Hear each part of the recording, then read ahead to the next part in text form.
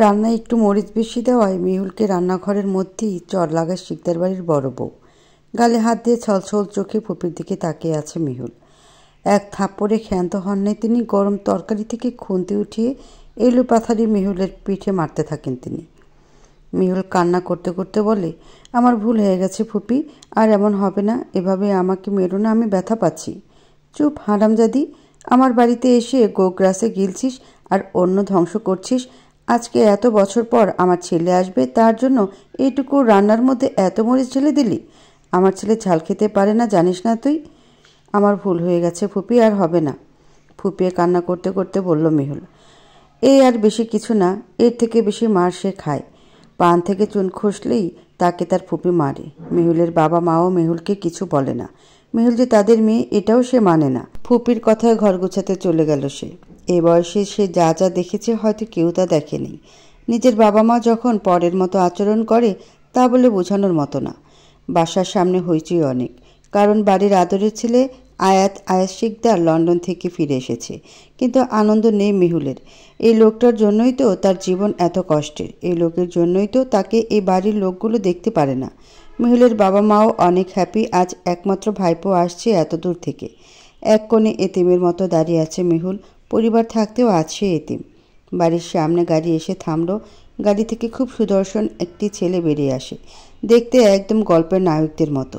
Blue jeans, black shirt, হাতে দামি ব্র্যান্ডের ওয়াচ, চুলগুলো সিল্কি আর স্ট্রেট কপালের উপর পড়ে আছে। এই আর কেউ নয়, আয়াত শিকদার। গাড়ির পেছনে দরজা খুলে হাত বাড়িয়ে দিল। আয়াতের হাত ধরে নেমে আসলো এক মেয়ে, দেখতে অনেক সুন্দর। ব্ল্যাক জিন্স, হোয়াইট ক্রুপ টপস, চুল ঝুটি করা, চোখে চশমা, পায়ে হাই হিলস। বাড়ির সবাই মেয়েটিকে দেখে অবাক হয়ে আছে।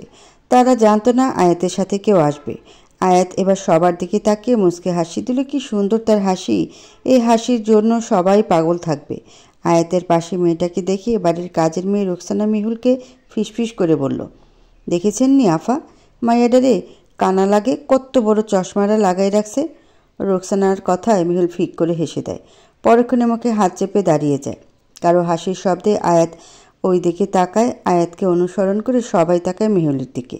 সবার চাহনি দেখে মেহুল ভয় পেয়ে যায়। কেউ হয়তো চায় না যে মেহুল এখানে থাকুক, তাই সে বাড়ির ভিতরে চলে যায়।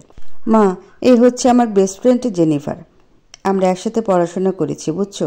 ওর বিডি দেখার শখ হয়েছে, তাই নিয়ে আসলাম। একদম ভালো করেছিস বাবা। আসো মা, ভিতরে আসো। আয়াত আর জেনিফারকে নিয়ে সবাই ভিতরে গিয়ে ড্রয়িং রুমে বসে। এই মেহুল, শরবত আর নাস্তাগুলো দিয়ে যা, ছেলেটা আমার অনেকটা পথ এসেছে। আসছি ফুপি আমি। মেহুলের গলার আওয়াজে স্থির হয়ে গেল আয়াতের নেত্রযুগল। চোখগুলো পিপাসিত, মনে হচ্ছে কাউকে দেখার জন্য। মেহুল তখন নাস্তা এনে টেবিলে রেখে চলে যাচ্ছিল। তখন জেনিফার জিজ্ঞেস করল, হু ইজ শি আয়াত? She is my cousin Jennifer, but look at her condition, she look like a মেয়ে। জেনিফার এর কথায় অপমানে মেহুলের চোখ দিয়ে পানি পড়ছে। অচেনা একজন মেয়ে তাকে এভাবে অপমান করছে, অথচ বাড়ির লোকদের কিচ্ছু যায় আসে না। দেখে মনে হচ্ছে সবাই ওর কথায় মজা পাচ্ছে। এক মুহূর্ত দেরি না করে মেহুল রান্নাঘরে চলে যায়। মেহুল চলে যাওয়াতে জেনিফারের ঠোঁটের কোণে এক অদ্ভুত হাসি লক্ষ্য করা গেল। ইচ্ছে করে সে মেহুলকে অপমান করছে বোঝা যায়। Don't you think you are talking too much? How dare you Jenny? আয়াতের মৃদু ধমক আর রাগী গলায় বলা কথাতে কেঁপে ওঠে জেনিফার। বাড়ির সবাই এবার আয়াতকে বোঝাচ্ছে। এর মধ্যে মেহুলের মা বলে, আয়াত বাবা, তুমি শুধু শুধু জেনিকে ধমকাচ্ছ। মেয়েটার কি দোষ? ও আজ নতুন আসছে, সে কি কাউকে চেনে? আর মেহুল এভাবে কাজের মেয়েদের মতো পোশাক আশাক পরে ঘুরলে অন্য কেউ কি ভাববে বলো? ঠিকই বলেছে মায়া। মায়া, তুমি জেনিফারকে নিয়ে যাও মীরা রুমে, একটু ফ্রেশ হয়ে রেস্ট নিক। আয়াত, তুমিও তোমার রুমে যাও। মায়া বেগম জেনিফারকে নিয়ে চলে গেলেন। আয়াত নিজের রুমে চলে গেল। সব কথা রান্নাঘর থেকে মেহুল শুনছে। তার মা তাকে ছাড়া দুনিয়ার সবাইকে কত ভালোবাসে।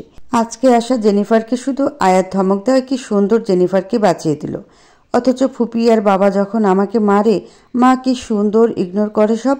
এই বাড়িতে শুধু দাদির জন্য মেহুল আছে। দাদি ছাড়া মেহুলকে কেউ ভালো জানে না। দাদি কিছুক্ষণের জন্য তার বাপের বাড়ি বেড়াতে যাওয়ায় আরও বেশি অত্যাচার করে ওরা। মেহুল ভেবে পায় না নিজের আপনা মা বাবা কিভাবে এমন করতে পারে। কি ব্যাপার, নবাব নন্দিনীর মতো দাঁড়িয়ে কি ভাবছিস তুই? যা ওয়াশরুমে দেখ কতগুলো জামা কাপড় ভেজানো আছে, কেচে মেলে দিয়ে আসবি। আর শোন, আয়াতের থেকে একটু দূরে দূরে থাকবি তুই। আচ্ছা ফুপি, যাচ্ছি আমি। মিহুল আফা, আপনি থাকেন, আমি যাইয়া ধুইয়া মিল্লা দিয়ে আসুমনি। দরদ লাগে উতলাইয়া পড়ে ওর জন্য তোর। যা দেখ জেনিফার কিছু লাগবে কিনা। ফুপি চলে যেতে দীর্ঘশ্বাস ফেলল মিহুল। আর রোকসানা বকতে লাগলো, এই বাড়ির মানুষের মন বলতে কিছু নেই। ফুলে লাহান মাইয়াডারে সারাদিন খাডায় আর মারে। আল্লাহ একদিনের বিচার করব। আহ রোকসু আপা, এইভাবে বলে না, তারা আমার আপনজন তো। আর আপনজন আফা, আনের আপন হলে এত অত্যাচার করার পারত না। থাক বাদ দেন, আপনি গিয়ে দেখে আসুন, না হলে ফুপি আপনাকেও বকবে। মিহুলের কথা রোকসানা চলে আফসোস করতে করতে। মিহুলও চলে গেল কাপড় কাচতে। কিন্তু তারা কেউ যদি একটু দেখতে পারত, কেউ তাদের সব কথা শুনে ফেলেছে। রাগে তার চোখ লাল হয়ে গেছে, হাত মুষ্টিবদ্ধ করে ফেলেছে। সে ভাবেও না এইসব চলবে এই বাড়িতে। তারপর ওখান থেকে চলে আসলো। মেহুল, মেহুল, কই তুই? তাড়াতাড়ি আমার জন্য কফি বানিয়ে দিয়ে যা। আয়াতের কণ্ঠে ওর মা দৌড়ে যায় আর মেহুলকে ওয়াশরুম থেকে টেনে বের করে। আমার ছেলে এতক্ষণ ধরে কফি চাচ্ছে, কানে যায়নি তোর নবাবজাদি? মন কোন নাগরের কাছে থাকে তোর? বাজে ভাষা তার ফুপি তাকে বলে, তা মেহুল কখনো নিতে পারে না। একজন শিক্ষিত মানুষ কিভাবে এত নোংরা ভাষা বলতে পারে? দরজা নক না করে রুমে যাওয়ায় কিছু অনাকাঙ্ক্ষিত ঘটনার সম্মুখীন হব ভাবি নাই। আমাকে দেখে জেনিফার রেগে গেল, কিন্তু আয়াত ভাইয়ের চোখের নির্লিপ্ত চাহনি আমি বুঝতে পারি নাই। কারো রুমে ঢোকার আগে নক করতে হয় মেহুল? এই ম্যানার্স কি তোমার নাই? অস্পষ্ট বাংলা উচ্চারণ জেনিফারের, তবুও মনে হচ্ছে আমাকে অপমান করার বিন্দু মাত্র সুযোগ সে হাতছাড়া করতে চায় না। আমি আমার ম্যানার্স জানি আপু, কিন্তু এটা জানতাম না যে আপনি ভাইয়াকে জড়িয়ে ধরে দাঁড়ায় থাকবেন। এরকম কাজ তো আমাদের বাসায় কেউ করে না। Shut up you idiot, how dare you! আমার সাহস আছে কি নাই আমি আপনাকে বলার প্রয়োজন মনে করি না। আপনি ভুলে যাচ্ছেন আপু, আপনি এই বাড়ির মেহমান আর ভাইয়ের ফ্রেন্ড মাত্র। আর আমি এই বাড়ির নাতনি, তাই আমাকে অপমান করার অধিকার আপনার নাই। আমার কথা জেনিফারের রাগ আকাশচুম্বী ধপধপে সাদা রঙের মুখশ্রী ক্রমশই রাগে লাল হচ্ছে। আয়াত, তুই এভাবে অপমান করাতে এখানে আমাকে এনেছিস? কিছু বলবি না? মেহু, কফি কি ঠান্ডা করে দিবি আমাকে? ইডিয়েট, কফি দিয়ে তোর কাজে যা। আয়াতের বিরক্তি মাখা কণ্ঠে মেহুল চুপচাপ কফির কাপ আয়াতের হাতে দিয়ে চলে যায় নিজের কাজে। কিছু অস্পষ্ট কথা মেহুলের কানে আসলো। কারো কথা আড়ি পেতে শোনার অভ্যাস নাই, তাই দাঁড়ালো না সে। আমি অবাক হচ্ছি জেনি, এটা তোর কেমন ব্যবহার? এত রাগ কেন তোর ওর ওপর? আমি না বলে তুই ওর কথা জানতে পারতি না, তবুও এত রাগ কোত্থেকে আসে? আমি আসার পর থেকে দেখে আসছি জেনি তোর ব্যবহার। এগেন আমি এসব দেখলে আমার থেকে খারাপ কেউ হবে না। নেক্সট টাইম আমাকে টাচ করা দুঃসাহস ভুলেও দেখাবি না। এইভাবে কেন বলছিস শায়দ? You are friends, right? Then I can hug you. You are right, we are friends, but not more than anything Jenny. এটা বাংলাদেশ, এখানের কালচার আলাদা মাইন্ডেড। অপমানে মুখ কালো হয়ে গেল জেনির। সে আয়াতের রুম থেকে বেরিয়ে মীরার রুমে চলে গেল। মেহুল কাপড় কাচ্ছে আর কিছুক্ষণ আগের ঘটনা ভাবছে। পানির আওয়াজে আমি শুনতে পাই নাই যে আয়াত ভাইয়া কফি চাচ্ছে। হয়েছে, আর নাটক করা লাগবে না। যা আমার ছেলেকে এক কাপ কফি করে দিয়ে আয়। এটা ভাবিস না কফি করতে গেলে সব কাজ মাপ। কফি বানানোর পর দিয়ে আসবি, দিয়ে এসে সব কাপড় কাচা শেষ করবি। ফুপি চলে গেল। আর ভাবছি আমার জীবন এত অগোছালো কেন? কোন ছোটবেলায় কি করেছি আমার নিজেরই মনে নেই, অথচ সেই কাজের শাস্তি প্রতিনিয়ত পেয়ে যাচ্ছি। মীরা বাসায় নেই, থাকলে হয়তো আমাকে সাপোর্ট করতো। এই বাসায় মীরা আর দাদু ছাড়া তো কেউ আমাকে ভালোবাসে না। কফি বানিয়ে আয়াতের রুমে সোজা ঢুকে পড়ল মিহুল, কারণ তার অনেক তাড়া ছিল। রুমে ঢুকে দেখে জেনিফার আয়াতকে জড়িয়ে ধরে রেখেছে। পরের ঘটনা তো জানেই। এইসব ভাবনা বাদ দিয়ে মিহুল কাপড়গুলো নিয়ে ছাদে চলে গেল। প্রায় বিকেল, এই টাইমে এত কাপড় কেউ কখনো ধোয় না। কিন্তু মিহুল জানে তার ফুপি তাকে খাটানোর জন্য এত কাপড় ভিজিয়েছে। ভিজা কাপড়ের ওজন বেশি হয়। বালতি ভরে কাপড় নিয়ে মিহুলের উঠতে অনেক কষ্ট হচ্ছে, তবুও উঠে সব কাপড় মেলে দিল। এই বাড়িতে ওয়াশিং মেশিন আছে, তবে তা ব্যবহার হয় না। কাপড় মেলা শেষে মেহুলের এখন নিচে নামার ইচ্ছে হলো না। চুলের কাঁটা খুলে দিল। ভিজে চুল বেঁধে রাখলে তার মাথা ব্যথা করে। চুল থেকে কাঁটা খোলার সাথে সাথে চুলগুলো ছড়িয়ে পড়ল পিঠ জুড়ে। হাট অবধি লম্বা ঘন কালো চুল বাতাসের সাথে উড়ছে। কি সুন্দর বাতাস চারিদিকে। আর মিহুল সুদূর আকাশের দিকে তাকিয়ে ভাবছে, এসব থেকে কি তার মুক্তি আছে? ভাবনায় এতই মশগুল মিহুল, কেউ যে পিছ থেকে তাকে গভীরভাবে পর্যবেক্ষণ করে যাচ্ছে তা সে টেরই পাচ্ছে না। কি ব্যাপার? এই অবেলা ছাদে চুল ছেড়ে কাকে নিজের রূপের মায়া ফেলতে চাচ্ছিস মেহুল? আয়াতের কণ্ঠে ঘোর থেকে বেরিয়ে আসে মেহুল। কিছুক্ষণ লাগে আয়াতের তাচ্ছিল্য মাখা কথার মানে। শান্ত কণ্ঠে যে আয়াত তাকে অপমান করছে বুঝতে পারল সে। আপনি আপনার কাজে মনোযোগ দেন ভাইয়া, আমার কাজে হস্তক্ষেপ না করলে খুশি হব। ভালো কথা কি ভালো লাগবে তোর? বুঝিসই তো কীভাবে ছেলেদের রূপ দেখিয়ে পাগল করতে হয়। আয়াতের কণ্ঠে এবার রাগের আভাস স্পষ্ট বোঝা যাচ্ছে। কিন্তু সামান্য ছাদে দাঁড়িয়ে থাকা অপরাধ যে তাকে এভাবে কথা শোনাচ্ছে আয়াত। আমার ব্যাপার বোঝার আপনার প্রয়োজন নেই, আমার ভালো খারাপ বোঝার লোক আছে। আয়াতের জবাবের অপেক্ষা না করে বালতি নিয়ে নিচে নেমে গেল। বাড়ির কেউ যদি তাকে এইখানে আয়াতের সাথে দেখে তাহলে আবার তাকে মার নয়তো বকা খাওয়া লাগবে। মীরাকে মায়ের সাথে পাঠানোর কি কোনো প্রয়োজন ছিল মায়া? আমি কি করে জানবো বলো? আমার কথার দাম কি তোমার মা দেবে? নিয়ে গেছে সাথে করে। মেয়েটাও হয়েছে বলদ। আয়াত আসছে বাসায়, কই আয়াতের সাথে সাথে থাকবে তা না, দাদির আঁচল ধরে ঘুরবে। আয়াত একা আসেনি, সাথে করে এক বিদেশিনী নিয়ে আসছে। যে করেই হোক একে তাড়াতে হবে মায়া। বুঝতে পারছি আমি, তুমি চিন্তা করো না, আসুক আমি দেখব। আর এই জেনিকে তাড়াতে হবে। কিন্তু মেয়েলির সাথে বেশি অন্যায় করা হচ্ছে না? মেয়েটাকে তো বড় আপা মারতেই থাকে। খুনি মেয়ের প্রতি দরদ কি তোমার উতলে পড়ছে নাকি মায়া? এত ভালোবাসা থাকলে নিজে কেন কাছে টেনে নিচ্ছ না? মেহুলের বাবা তাচ্ছিল্যপূর্ণ কথায় চুপ করে যায় সে। নিজের সুখের জন্য সে মেয়েটাকে বলি দিয়েছে, ভালো থাকার জন্য বর আর ননদের কথায় উঠা বসা ছাড়া আর কিছু করার নেই। রাতের রান্না চড়িয়ে দেয় মেহুল। তখন রান্নাঘরে মায়া বেগমের প্রবেশ। মাকে দেখে মেহুল কিছু বলে না, কারণ হু হা ছাড়া তো তার মা তার সাথে কথা বলে না। অথচ মীরাকে সে কী আদর। মেহুল মীরাকে হিংসা করে না, কিন্তু কষ্ট লাগে। মেহুলকে সবাই একটু ভালোবাসলে তো কোনো ক্ষতি হতো না। আজকের রান্না আমি করব, তুই গিয়ে পড়তে বস, কাল থেকে না তোর পরীক্ষা। মায়ের কথায় অবাক পানে তাকিয়ে থাকে মেহুল। এই প্রথম তার মা তার সাথে কথা বলছে, তাকে নিয়ে ভাবছেন।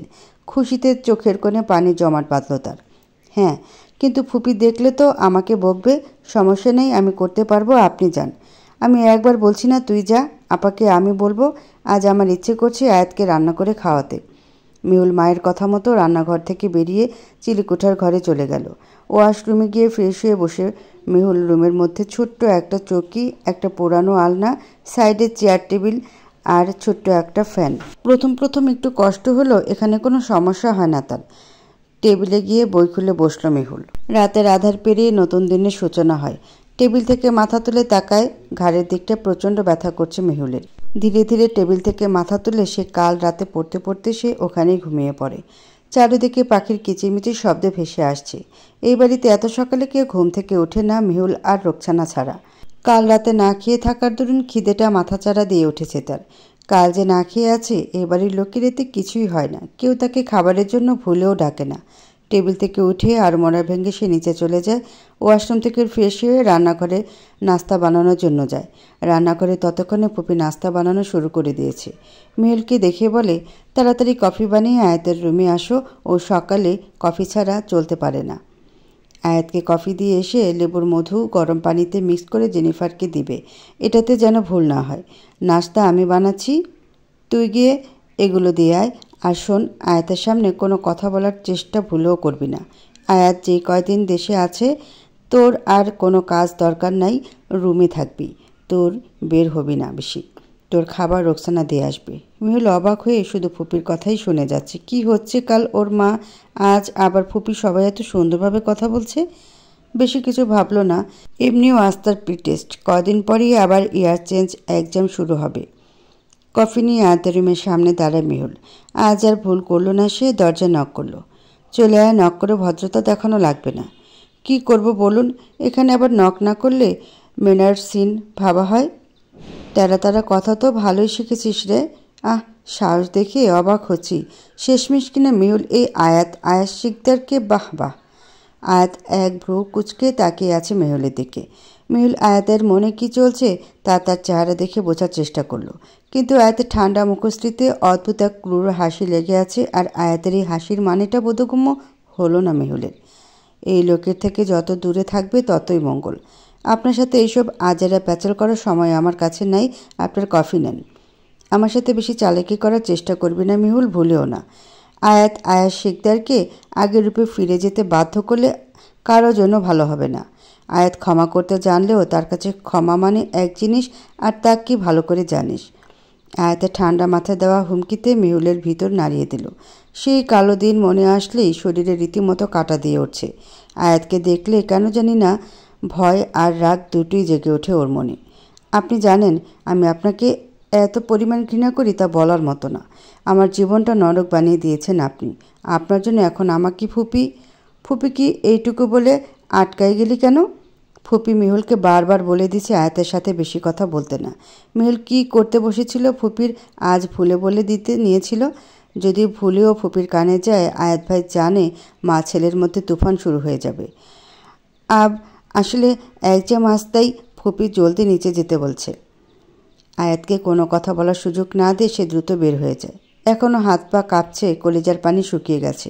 মেহুলের যাওয়ার দিকে তাকিয়ে আছে আয়াত। মেহুলের কথা তার বিশ্বাস হচ্ছে না। মেহুল কিছু একটা লুকাচ্ছে, তা খুঁজে বের করতে হবে। মেহুল রান্নাঘরে গিয়ে জেনিফারের জন্য মধু লেবু দিয়ে পানির শরবত বানাচ্ছে। জেনিফারের কাছে তার একদম যেতে ইচ্ছে করে না। মেয়েটা কেমন যেন মেহুলকে দেখে অদ্ভুত ব্যবহার করে।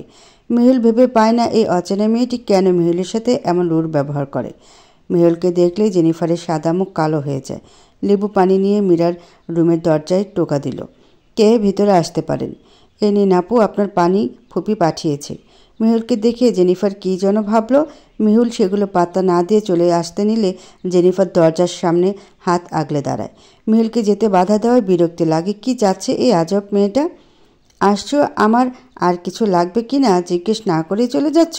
স্ট্রেঞ্জ। আই এম সরি আপু, আমার জিজ্ঞেস করা উচিত ছিল। বলেন কি লাগবে আপনার?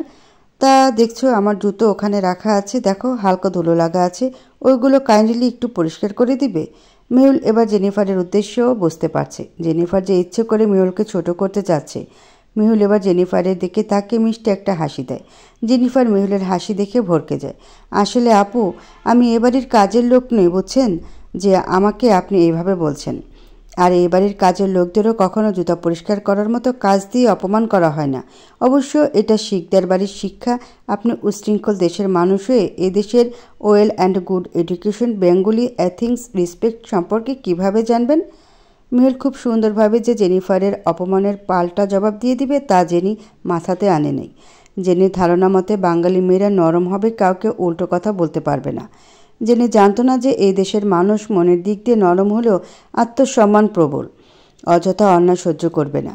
অবাক হয়ে মেহুলকে দেখে যাচ্ছে। তার ভাবনা ছিল মেহুলকে শান্ত দেখে ভাবছে মেয়েটা বোকা, অথচ সব কথা গুছিয়ে রিটার্ন করতে পারে। জেনিফারের রাগ হচ্ছে।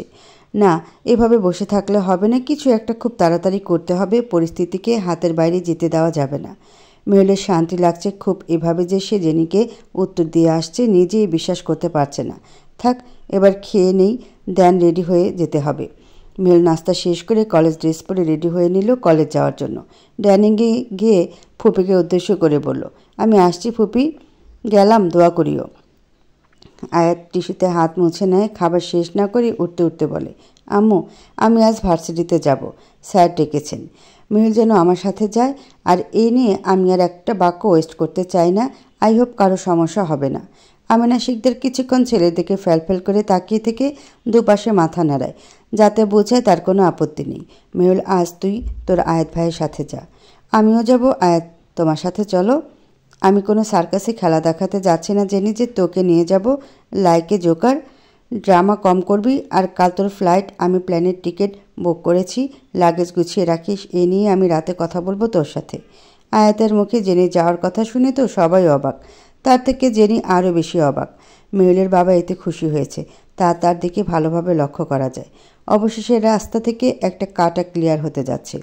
জানো, আমি অনেক অবাক হচ্ছি, সব থেকে বেশি অবাক হচ্ছি কেন যেন একজনকে বিশ্বাস করছিলাম সে এইভাবে পিঠিয়ে ছুরি মারবে, ভাবনায় আসে নাই। আয়াতের কথা মানে কেউ বুঝে উঠতে পারছে না।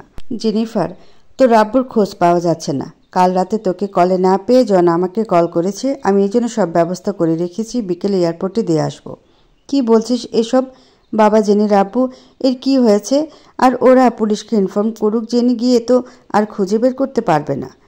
আম্মু, জেনির আব্বু লাগে, আর ওর আব্বুর কাছে ও প্রচুর আদরের। এই সময়ে জেনির ওখানে থাকা অনেক প্রয়োজন। জেনি ফ্লোরের দিকে তাকিয়ে সবার কথা চুপচাপ শুনে যাচ্ছে। ওর বাবার ঘটনাটা ও ভয় পেয়ে গেছে, বোঝা যাচ্ছে। এই কাজ কে করেছে তাও বুঝে গেছে জেনি। আয়াত, আমি ফিরে যাব, ড্যাডের কিছু হবে না তো? জেনি ফুপিয়ে কেঁদে উঠল। এটা দেখে মিহুলের মন অনেক খারাপ হলো। মেয়েটা তার বাবাকে কত ভালোবাসে, নিশ্চিত ওর বাবা ওকে প্রচণ্ড ভালোবাসে। এদিকে ওর বাবা ওর সাথে কোনো কথাই বলে না, সব সময় ইগনোর করে চলে। মিহুল দুই এক সময় মনে হয় লোকগুলো তার আপন কেউ নয়, এখান থেকে দূরে চলে যাবে মিহুল। জেনি টেনশন নিস না, আঙ্কেলের কিছু হবে না, ওপরে যা সব গুছিয়ে রাখিস। আর আম্মু, সবার বাবা মিস্টার শিকদারের মতো হয় না, মাথায় রেখো। আর মিহুল তাড়াতাড়ি আয়, তোর না পরীক্ষা। আয়াত এই বলে 2 সেকেন্ডও আর অপেক্ষা করলো না, বেরিয়ে গেল। আয়াতের পিছু পিছু মেহুলও গেল। মেহুলের লেট হয়ে যাচ্ছিল, তাই সে আর কথা বলল না। আয়াত গাড়িতে গিয়ে অপেক্ষা করতে লাগলো। মেহুল পিছনের সিটের দরজা খুলে বসে পড়ে। আয়াত কথা বাড়ায় না, গাড়ি স্টার্ট করে। জেনিফার রুমে গিয়ে বারবার তার ভাই জনকে কল দিয়ে যাচ্ছে। জন কল রিসিভ করতে অস্থির হয়ে জিজ্ঞেস করল, John, where is dad? Jenny can't find dad. I think my father has been kidnapped. What are you doing? You can't take care of your father. All the games are getting out of hand. I am sorry, Jenny. I will try to find Dad. No, don't do anything. Today is my flight. I am coming soon. Do we know that who's the kidnapper? Okay then, come soon, bye. John phone কেটে দিতেই jenny বসে ভাবে সে কিভাবে জানলো, আর কি জানতে পারছে। যেহেতু তার বাবাকে উঠাই নিচ্ছে, তার মানে অনেক কিছুই জানে। যদি সে সব কিছু সম্পর্কে জেনে যায়, তাহলে জেনি কিছুতেই বাঁচতে পারবে না। জলদি ওখানে ফিরে বসের সাথে যোগাযোগ করতে হবে। এতদিনের এত পরিশ্রম কিছুতেই ফেল হতে দেওয়া যাবে না। লন্ডনের বিশাল বহুল কেবিন রুমে বসে আছে এক ষাটোর্ধ্ব ব্যক্তি, আর তার পাশে বসে একজন যুবক। দুইজন কিছু বিষয় নিয়ে খুব গুরুত্বপূর্ণ আলোচনা করছেন। তারা কী নিয়ে আলোচনা করছে তা অস্পষ্ট, কিন্তু কিছু কথা শোনা যাচ্ছে। তোমার বাংলাদেশ যাওয়ার সময় চলে এসেছে, চ্যাম্প। হ্যাঁ চাচ্ছু, আমি অলরেডি টিকিট বুক করে ফেলছি। গুড মাই সান, তাহলে কাল থেকে অনেক বড় দায়িত্ব তোমার। হ্যাঁ চাচ্ছু, আমি চেষ্টা করব সব কিছু, সবার ষড়যন্ত্রের শিকার আমি নিষ্পাপ মেয়েটাকে পেতে দেব না। আমার তোমার প্রতি বিশ্বাস আছে মাইসান, অল দ্য বেস্ট। লোকটির কথা যুবকের মুখে কিঞ্চিত পরিমাণে হাসির রেখা দেখা যায়। ছেলেটি চলে যেতেই লোকটি চশমা খুলে নিজের চোখের কোণের পানি মুছে ফেলে। আপন কিছু মানুষের বেইমানির জন্য আজ তার এই অবস্থা। কিভাবে মানুষ আপন মানুষের চেহারা নিয়ে পিঠে ছুরি চালায়। কিন্তু না, অনেক হয়েছে, এবার খেলা নিয়ম পাল্টানোর সময়, সব কিছুর হিসাব নেওয়ার সময়। তোমরা যেভাবে আমার থেকে আমার সব কেড়ে নিয়েছো, তেমনি তোমাদের আপনকেও তোমাদের কাজের হিসাব নেবে। বাংলাদেশ। পরীক্ষা শেষ করে বের হতে হতে মেহুলের 12টা বেজে যায়। যে গরম, ঘেমে নিয়ে একাকার অবস্থা। পরীক্ষা তার অনেক ভালো হয়েছে। তার পাশে কয়েকজন সিনিয়র আপু বলাবলি করছে একে অপরকে। জানোস, আজ কলেজে কে এসেছে? আয়াত শিকদার, বিখ্যাত বিজনেসম্যান। হায় আল্লাহ, কি হট! ওরে পটাতে পারলে লাইফ সেট। পটনের ইচ্ছা বাদ দে রুনা, সে এসছে প্রথম বর্ষের ও ক্ষেত টাইপ মেয়েকে নিয়ে। আমি দেখছি ওর গাড়ি থেকে নামতে। কি বলিস লিমা, সত্যি এই ক্ষেতমাইয়া এত বড় বিজনেসম্যানের গাড়িতে? কিভাবে? কি মানুষের রুচি এত খারাপ কেন? রুনা আর লিমা আপু এবার মেহুলের দিকে আগিয়ে নানান বাজে ইঙ্গিতে কথা শোনাতে লাগলো। তাদের কথা মেহুলের অনেক খারাপ লাগছে। ছি, কি বাজে কথা বলছে এরা। থামুন আপু, যাকে নিয়ে এসব বলছেন আদৌ জানেন সে আমার কি হয়? সে কাজিন হয়, আমার ফুফাতো ভাই লাগে। আপনারা মানুষ কি পোশাক দিয়ে জাজ করেন? করতেও পারেন। আপনাদের মধ্যে কিছু সো কল্ড নোংরা মস্তিষ্কের মানুষ আছে, যাদের চিন্তা ভাবনাই থার্ড ক্লাস। আর যাদের ক্ষেত বলেন, তারা এখানে নিজের যোগ্যতায় এখানে আসে আপনাদের মতো বাপের টাকার গরম দেখাতে না, আর না আসে নিজের রূপ দেখাতে। মেহুলের অপমান এতক্ষণ শুনছিল রুনা আর লিমা। এবার আর তাদের ধৈর্য কোলালো না। রুনা রেগে গিয়ে আকস্মিক থাপ্পড় বসিয়ে দিল মেহুলের গালে। মেহুল ভাবেনি যে ওরা গায়ে তুলতে পারে হাত। সুন্দর ফর্সা গালে 5 আঙ্গুলের ছাপ রীতিমতো দাগ পড়ে গেছে। মেহুল হতভম্ব হয়ে দাঁড়িয়ে আছে। শরীর দুর্বল হয় আর গরমে সে এই ধকল নিতে না পেরে নেতিয়ে পড়ছে। এতক্ষণ দূর থেকে আয়াত লক্ষ্য করছিল আয়াত যে মেহুল মেয়েগুলোর সাথে কথা বলছে, ভাবছে ফ্রেন্ড। থাপ্পড় দেওয়া দেখে রাগে চোখ লাল হয়ে গেল আয়াতের। দ্রুত পায়ে হেঁটে মেহুলের কাছে গিয়ে মেহুলকে ধরল। আয়াতকে দেখে মেয়ে দুটোও ঘাবড়ে গেছে। আয়াত মেহুলকে কোলে তুলে নিয়ে সাইডে এক বেঞ্চে বসালো। আয়াত মেহুলকে ওই অবস্থায় বেঞ্চে রেখে রুনা আর লিমায়ের সামনে গিয়ে দাঁড়ালো। তোমরা ওকে মেরেছ কোন সাহসে? শান্ত কণ্ঠে জিজ্ঞেস করলো। রুনার বাবা কমিশনার হওয়ায় রুনার অনেক অহংকার। পুরো কলেজ কাঁপিয়ে চলে সে। আয়াতের সামনে ভাব নিয়ে বলে, 2 টাকার ক্ষেত মার্কা মেয়ে হয়ে সে এই রুনার সাথে তর্ক করে? কত বড় সাহস! ও জানে না আমি কার মেয়ে? আমাকে কথা শোনানো? মুখের কথা শেষ করার আগে আয়াতের এক থাপ্পড়ে মাটিতে ছিটকে গিয়ে পড়ছে। সবাই অবাক হয়ে তাকিয়ে আছে ওদের দিকে। রুনাও কেঁদে দিছে। আয়াতের শক্ত হাতের থাপ্পড় খেয়ে ওর শিক্ষা হয় নাই। আপনাকে দেখে নেব, আমার বাবাকে আপনি জানেন না। আয়াত এবার ফ্লোরে বসে রুনার দিকে খানিকটা ঝুঁকে থুতনিতে হাত রেখে বলে, যা পারিস করে নিস। রুনাকে মেরে ওখানে ফেলে আয়াত মেহুলকে কোলে নেয়, তারপর গাড়িতে নিয়ে গিয়ে বসায়। পানির বোতল থেকে পানি নিয়ে মেহুলের চোখে মুখে ছিটিয়ে দেয়।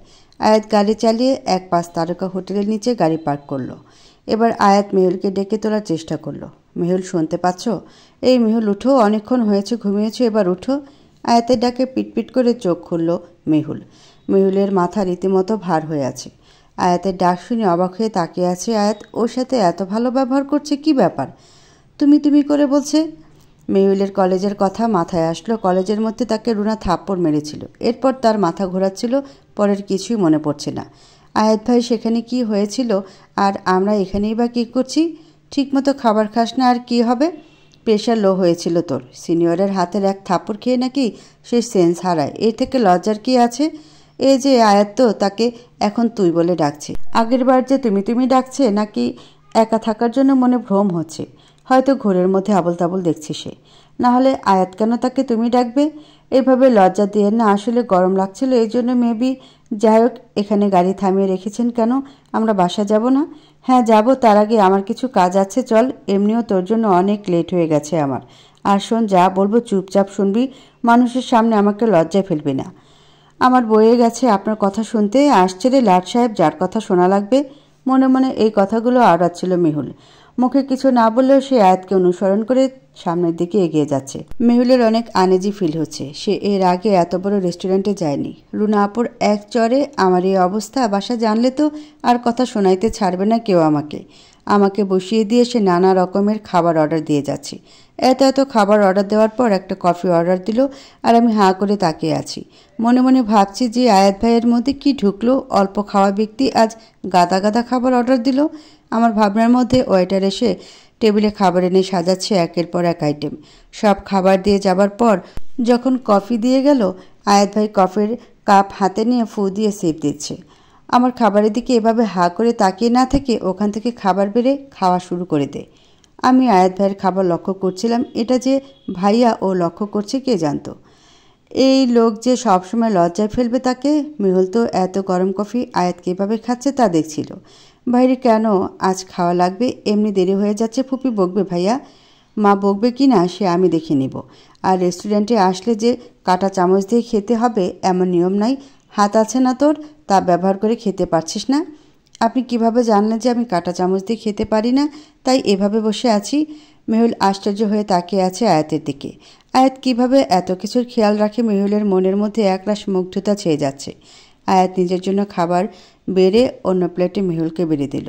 আয়াত হাত দিয়ে মেখেই খাওয়া শুরু করলো। মেহুল সেটা লক্ষ্য করে নিজেও খাওয়া শুরু করে দিল।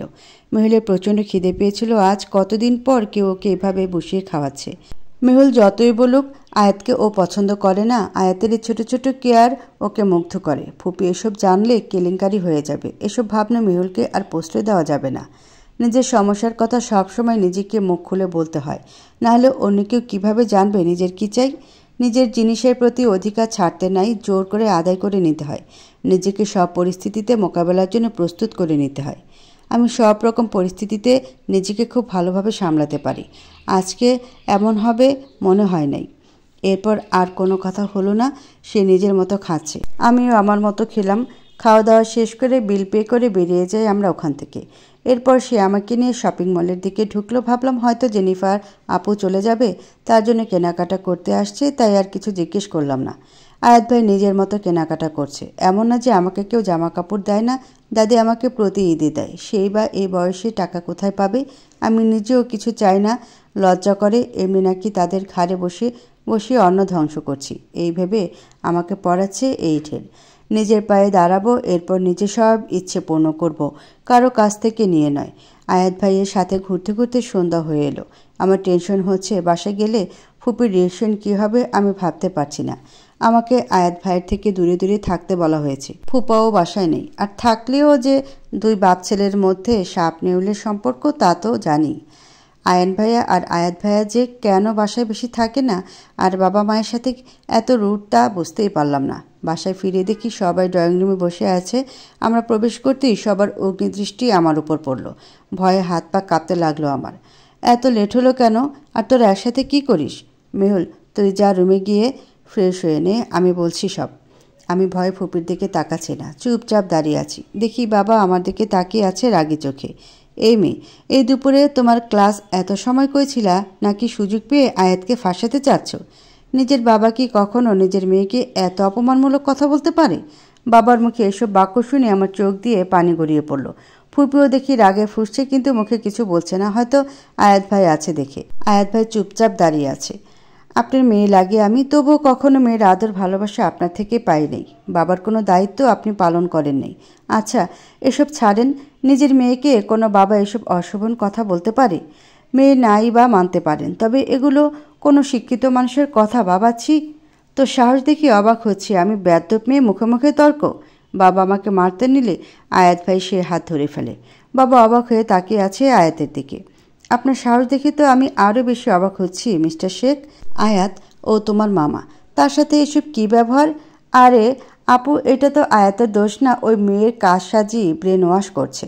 Shut up mister Sheikh, don't say after word against Mehul. আমাকে রাগাইলে আপনার জন্য ভালো হবে না বলে দিলাম। আর আপনার কোনো লজ্জা নেই মিস্টার শেখ? বড় বোনের শ্বশুরবাড়িতে বেহায়ার মতো বসে বসে অন্ন ধ্বংস করছেন। আপনার আবার লজ্জা শরম সে যাই হোক, আপনি মায়ের ভাই হতে পারেন, তবে এ বাড়ির কেউ না। আর আমাদের পারিবারিক বিষয়ে কথা বলার অধিকার আপনার নাই।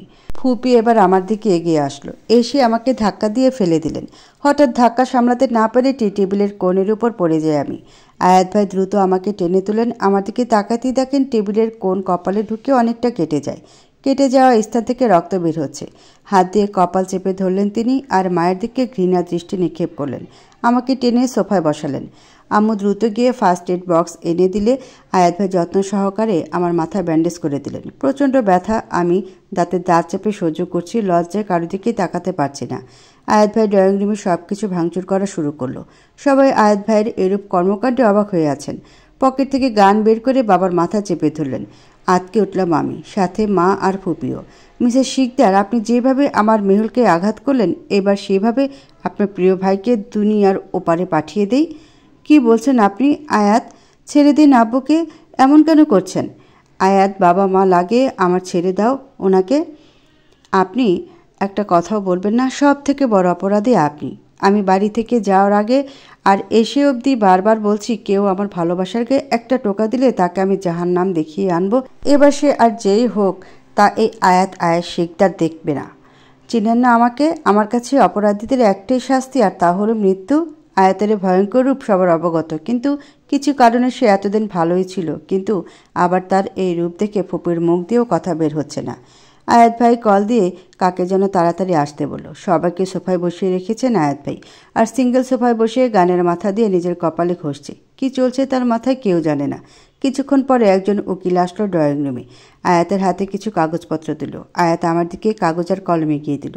আমি বেশি কথা বলা পছন্দ করি না। কোনো কথা না বলে এখানে সাইন করবি তুই, আর সাইন করতে 1 মিনিট লেট হলে এখানে সব বুলেট মিস্টার শেখের মাথায় যাবে। আমি চুপচাপ সাইন করে দিলাম। আমার সাইন হতে সেও সাইন করে ফেলল। কিসের কাগজ তা কেউ জানি না। ফুপি, আম্মু আর আব্বুকে দিয়েও সাইন করিয়ে কাগজগুলো এবার উকিলের হাতে ফিরিয়ে দিল। কংগ্রেস মিস্টার শিকদার, আজ থেকে আপনারা স্বামী স্ত্রী। উকিল সাহেবের কথায় বজ্রপাত হলো ড্রয়িং রুমে। সবাই অবাক হয়ে বসে আছে। আমার মুখ থেকে একটা শব্দ বের হচ্ছে না। কি থেকে কি হয়ে গেল? আয়াতের মুখে রহস্যময় এক হাসি লেগে আছে। কি থেকে কি হয়ে গেল বুঝলাম না। সবার মাথায় হাত। ফুপি মাথায় হাত রেখে ফ্লোরের দিকে তাকিয়ে আছে। তার মাথায় কি চলছে তা একদম বোঝা যাচ্ছে না। আমার আব্বু রাগে ফুঁসছে, আম্মু ঠান্ডা করার চেষ্টা করছে। আম্মুর মতিগতি বোঝা বড় দায়। আয়াত ভাইয়ের সোফায় পা তুলে বসে আছে। বিয়ের পাট চুকেছে ঘন্টা খানেক আগে। এর মধ্যে জেনিফারের সাথে আয়াত ভাইয়ের এক দফা ঝগড়া পড়ে জেনিফার তাকে শাসিয়ে গেছে। আমি নিজেই বুঝতে পারছি না আমার সাথে কি হচ্ছে। এটা টর্চার করতো, যার ফলে আমি কখনো কাউকে কিছু বলিনি। আর আজ না চাইতেও এমন এক মানুষের সাথে বাধা পড়ে গেলাম যাকে আমি ভালোবাসার শর্তেও ঘৃণা করি। জীবন কখন কোথায় মোড় নেয় বলা অনেক মুশকিল। রক্সু আপা জলদি খাবার সার্ভ করেন। আমরা অনেক ক্লান্ত, ফ্রেশ হয়ে এসে খেয়ে ঘুমোতে যাব। হ ভাইজান, আমি খাবার গরম দিতেছি, আপনারা আহেন। মেহুল, আয় তো, আমার সাথে তুই তাড়াতাড়ি শপিং ব্যাগগুলো নিয়ে আয়। আয়াত ভাইয়ের কথা আমি শুনতেই পাচ্ছি না, এমনভাবে বসে আছি। আমি কি করব? যা হচ্ছে আমার সাথে এসব তো এভাবে চলতে পারে না। কি করব আমি? এইদিকে আমার দিকে বাঁকা নজরে আয়াত ভাই তাকিয়ে আছে। মনে হচ্ছে আমি এখন এই চোখের ভয়ে তার পিছু পিছু হাঁটা ধরব। আমি শেষবারের মতো জিজ্ঞেস করছি, আমার সাথে আসবি কি না? না আসলে সমস্যা নাই, আমি তোরে সবার সামনে কোলে তুলে নিতে পারবো। আয়াত ভাইয়ের এরকম লাগাম ছাড়া কথায় সবাই তার দিকে বড় বড় চোখ করে তাকিয়ে আছে। আয়াত ভাইয়ের এতে কিছু যায় আসে না, সে বিরক্তি নেই আমার দিকে তাকিয়ে আছে।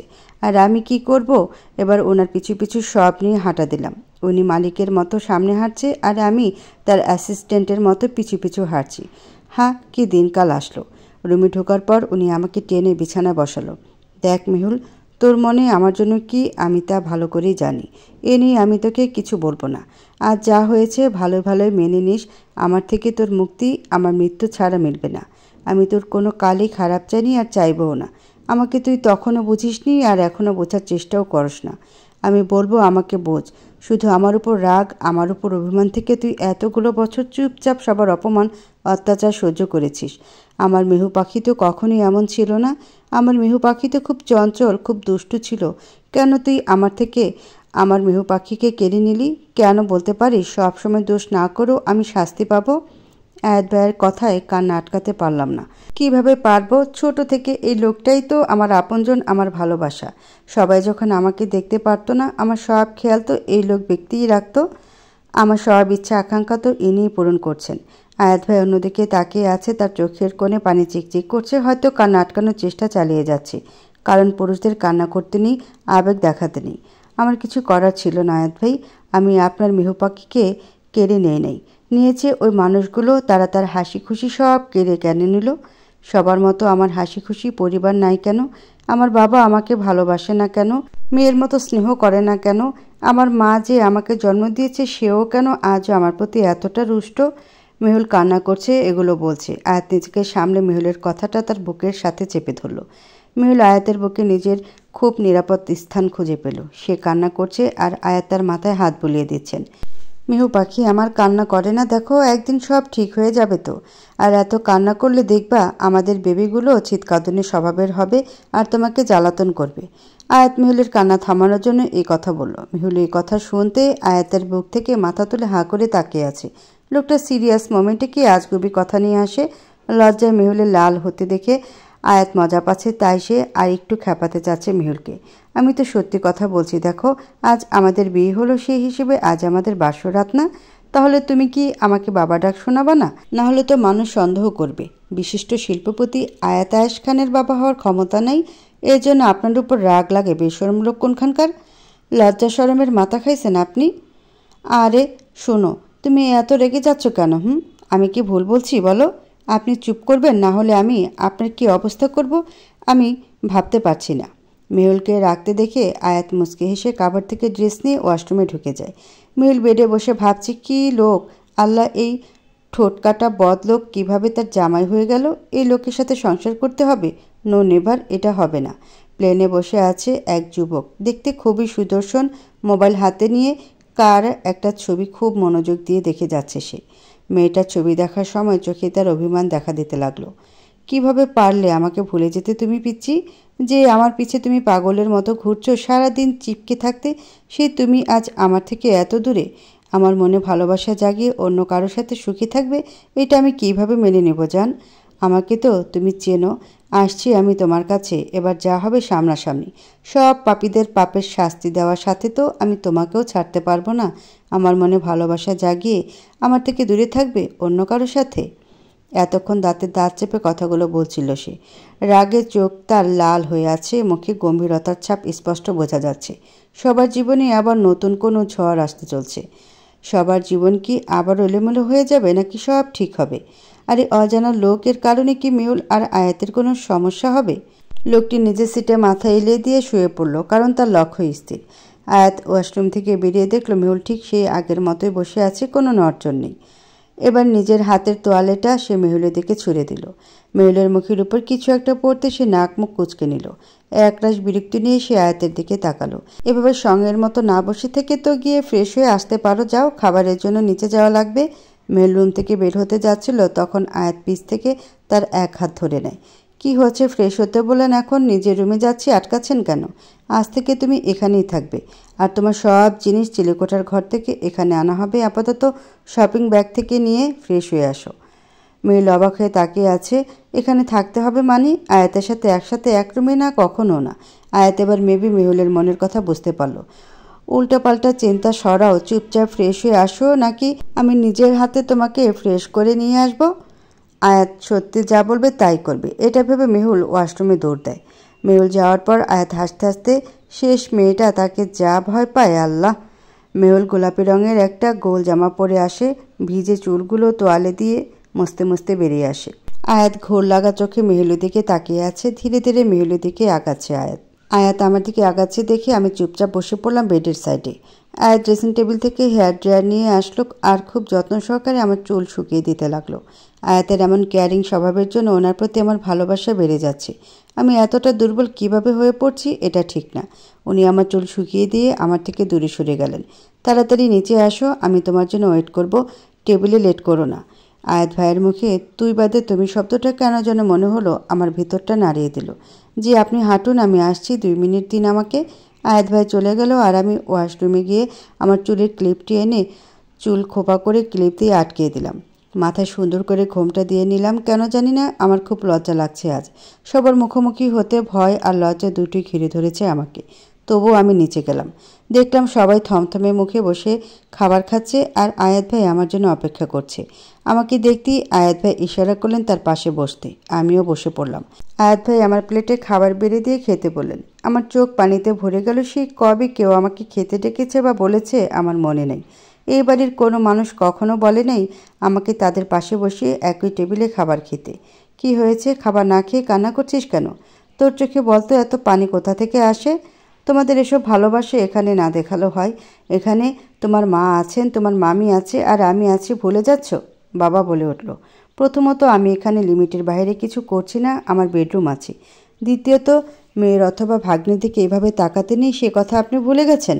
আপনার স্ত্রীকে আমি মামি বলে মানি নাই, আর না কখনো মানব। আপনারা আমার জন্য ম্যাটার করেন না। আর মা তার সম্মান নিজের প্রতি ছেলের চোখে নিজে প্রতিনিয়ত নিচে নামাচ্ছে। আয়াত, আমি কিছু বলছি না দেখে ভেবো না কিছু বলবো না। তুমি ঠিক করো না, পস্তাবা, দেখে নিও। মা হয়ে ছেলেকে অভিশাপ দিচ্ছ নাকি ছেলেকে হুমকি দিচ্ছ? কোনোটাই না। তোমার বাবা দেশে নাই, ভাবতে পারছো সে আসলে কি হবে? মিস্টার শিকদারকে আমি তো বাবা বলে মানি না, আর যাই হোক আমি তাকে ভয়ও পাচ্ছি না। আর তুমি কথা কি হা করে গিলছো? তাড়াতাড়ি খাবার খাও, আয়াত বলল। আয়াতের ধমকে মিহুল থতমত খেয়ে যায় আর খাওয়া শুরু করে দেয়। মনে মনে ভাবছে মিহুল কি খাটুস লোক, কই ভাবছে কথা বলছি ওই ফাঁকে না খেয়ে উঠে যাবে। তা আর হলো কই, এ মানুষটার যে কয় চোখ আল্লাহ জানে। সবার খাওয়া শেষ, সবাই চলে যাচ্ছে, শুধু টেবিলে আয়াত আর মেহুল একমাত্র বসা। মেহুল অল্প অল্প করে খাবার খাচ্ছে চড়ুই পাখির মতো। রোকসা আপা, আপনিও এখানে বসে পড়ুন, মেহুল তো একা খাচ্ছে। আয়াতের কথায় রোকসানা আর মিহুল দুজনই অবাক হয়ে আছে। যেখানে এই ফ্যামিলির মানুষ মিহুলকেই কেয়ার করে না, সেখানে রোকসানা তো কাজের মেয়ে। আগে প্রতিদিন সব কাজ শেষ হলে সবার খাওয়ার একদম পরে রোকসানা আর মিহুল একসাথে গল্প করতো আর খেত। এই বাড়িতে রোকসানা আর মিহুলকে গুটি কয়েক মানুষ স্নেহ করেন। আয়াতের দাদু, আয়াত, মীরা আর ভাইজান। আইজান হলো এই বাড়ির ছোট ছেলে, কোথায় আছে বা কি করছে কেউ জানে না। হঠাৎ আসবে আবার হঠাৎ উধাও হয়ে যাবে। ওনার এক কোণে নিজের চোখের কোণা থেকে পানি মুছে নিয়ে রোকসানা বলল, আরে না ছোট সাহেব, আপনারা আগে খায়ালন, আমি পরে খায়ালো মোহনে। আরে আয়াত ভাই তো ঠিক বলছে আপা, বসো তো, একা একা কিভাবে খাবা? আমার সাথে খাবার খাও। আগে আমরা একসাথে খাবার খেতাম। রোকসানা কিচেনে গিয়ে নিজের বরাদ্দকৃত প্লেট আর গ্লাস নিয়ে এসে অস্বস্তি নিয়ে বসলো এক চেয়ারে। মিহুল নিজের হাতে খাবার বেড়ে দিল রোকসানাকে। রোকসানা আর মিহুল খাচ্ছে আর গল্প করছে, মাঝখানে মিহুল হেসে উঠছে। আয়াত এক দৃষ্টিতে মিহুলকে দেখতে লাগলো। মিহুলের মুখে তো সে হাসি ফোটাতে চেয়েছে, আর কিছুই না। এই মেয়ের মুখে হাসি আনার জন্য নিজের জীবনও দিয়ে দিতে পারে আয়াত। মিহুলদের খাবার শেষ, মিহুল বেসিন থেকে হাত ধুলো। আপা, আপনি এগুলো গুছিয়ে শুয়ে পড়ুন, আর মিহুল চল আমার সাথে। আচ্ছা সাহেব, আপনারা যান, আমি গুছাই, কিছু লাগলে কইেন। রোকসানা সব নিয়ে কিচেনে চলে গেল পরিষ্কার করতে, আর দিন তো মিহুল হেল্প করতো। মিহুলকে তো আয়াত আজ একদম নিজের কাজ ছাড়া করছেই না। মিহুল ভেবে পায় না লোকটার হঠাৎ হলো কি যে সে এমন করে। আচ্ছা, এত কিছু ভাবছি কেন? আয়াতকে সোজা বেডের এক সাইডে শুয়ে ঘুমিয়ে পড়ল। মেহুল অনেকক্ষণ হাঁটাহাঁটি করলো রুমে। যখন আয়াত ঘুমিয়ে পড়েছে তা শিওর হলো। তখন সে আয়াতের পাশে গুটিসুটি মেরে ঘুমিয়ে পড়ল। সকালে শিকদার বাড়ির ড্রয়িং রুমে বসে আছে সেই অজ্ঞাত যুবক। বসে বসে কী যেন ভাবছে। তার এই ভাবনার মধ্যে মিসেস শিকদার এসে তাকে জড়িয়ে ধরে। আইজান বাবা, তুই আসবি আজকে? মাকে বলে আসবি না? বাবা, তুই আসছস? মা তো তোর জন্য কোনো আয়োজন করতে পারি নাই। আম্মু চুপ করো, আমি অনেক টায়ার্ড। আর আমি মেহমান নই যে আমি আসলে আমার জন্য তোমার আয়োজন করতে হবে। এইসব বন্ধ করো, আমার রুম পরিষ্কার করানোর ব্যবস্থা করো, আমি ঘুমাবো। আমি ভাইয়ার রুমে গিয়ে এখন ঘুমাবো। মিসেস শিকদার কিছু বলতে চেয়েছিল। আইজান তা না শুনে দ্রুত পায়ে হেঁটে আয়াতের ঘরের দরজা খুলে ঢুকে যায়। ঢুকে যা দেখলো তাতে হাঁ করে তাকিয়ে আছে সে। আয়াতের বুকের উপর মেহুল মাথা দিয়ে ঘুমিয়ে আছে আর আয়াত মেহুলকে জড়িয়ে ধরে। আইজানের মাথায় কিছু আসছে না। আয়াত আর মেহুল এক রুমে ঘুমাচ্ছে। বাসার সবাই কিছু বলছে না কেন? ভাইয়া, কি হচ্ছে এসব? আইজানের এমন চিৎকারে ধরফড়িয়ে উঠে বসে মেহুল আর আয়াত। ঘুমের মধ্যে এমন চিৎকারে কি হয়েছে তা বুঝতে পারছে না। কিছুক্ষণ যাওয়ার পর দেখলো আইজান সামনে দাঁড়িয়ে। এরপর মেহুল এটা দেখে লজ্জা পেয়ে সেখান থেকে সোজা ওয়াশরুমে চলে গেল। আর আয়াত মাথা চুলকে ছোট ভাইয়ের দিকে তাকিয়ে বোকা বোকা হাসি দিচ্ছিল। আরে বড় ভাই আর ভাবি রুমে আসার আগে নক করতে হয় তোর সেই কমন সেন্স নাই? বড় ভাই যে বিয়ে করেছে তাও ছোট ভাইকে জানায় নাই, এই জন্য বড় ভাইয়ের কি কমন সেন্স নাই? দূর, বাদ দে। কালকে রাতে অনেক ড্রামা এর পর এরে বিয়ে করে নিছি। কখন আসছিস তুই? আর আসবি যে আমাকে আগে জানাবি না? আমি ভাবছি আমি তোমাদের সারপ্রাইজ দিব, বাট আল্লাহ, উল্টা আমি সারপ্রাইজ পাইলাম। 5 তারকা এক হোটেলের রুমের সামনে এসে দরজা নক করে জেনিফার। দরজা খুলে জেনিফারের হাত টেনে রুমে ঢুকিয়ে দরজা আটকে দেয় কেউ। জেনিফারকে কথা বলার চান্স না দিয়ে সে ধাক্কা মেরে জেনিফারকে খাটের উপর ফেলে তার উপর ঝাঁপিয়ে পড়ে। Mister Sikdar, please stop, leave me. এক মধ্যবয়স্ক লোকের এমন ঘৃণ্য চরিত্র থাকতে পারে তা হয়তো সবার ধারণার বাহিরে ছিল। সুশীল সমাজের এক মান্যগণ্য ব্যক্তির চরিত্র যে এতটা নোংরা তা কি জানে কেউ? মিস্টার শিকদার জেনিফারের থামতে বলা কথাটি পাত্তা দেয়নি। প্রায় অনেকক্ষণ পরে জেনিকে ছেড়ে উঠে পড়ে সে। এত সুন্দর হয়ে কি লাভ হলো তোমার জেনি, বলো তো? সামান্য একটা কাজ দিয়েছিলাম তোমাকে আর তা করতে পারলে না। আয়াতকে নিজের আয়ত্তে করতে পারলে না। মিস্টার শিকদারের কণ্ঠ একদম শান্ত শীতল। জেনিফারের ঘাম ছুটিয়ে দিচ্ছে। বাপ ছেলে দুটোই ডেঞ্জারাস। মাঝখানে লোভে পড়ল সে। টাকার লোভে এই মধ্যবয়স্ক লোকের সাথে সম্পর্কে জড়ালো। জেনিফারের এখন নিজের উপর রাগ লাগছে। I am sorry mister Sikdar, আমি অনেক চেষ্টা করেছি কিন্তু কিছুতে কিছু করতে পারি নাই। আয়াত মেহুলকে ভালোবাসে, সে অনেক ভালো একটি ছেলে। জেনি, আমি জানি আমার ছেলেরা কেমন। আমাকে বাবা বলে মানে না তারা। আমি জানি, সব জানে তারা। এই জন্য এই খেলার সমাপ্তি খুব তাড়াতাড়ি টানতে হবে। মিস্টার শিকদার আয়াত মেহুলকে বিয়ে করে নিছে। What are you saying Jenny? আগে বলো নাই কেন? আসলে আমি ভুলে গেছি। আর শোনেন না, এসব বাদ দিন, চলেন আমরা বিয়ে করে ফেলি। এত তারা কিসের বেবি? তোমার জন্য আমার গিফট আছে, দেখবা? ইয়েস।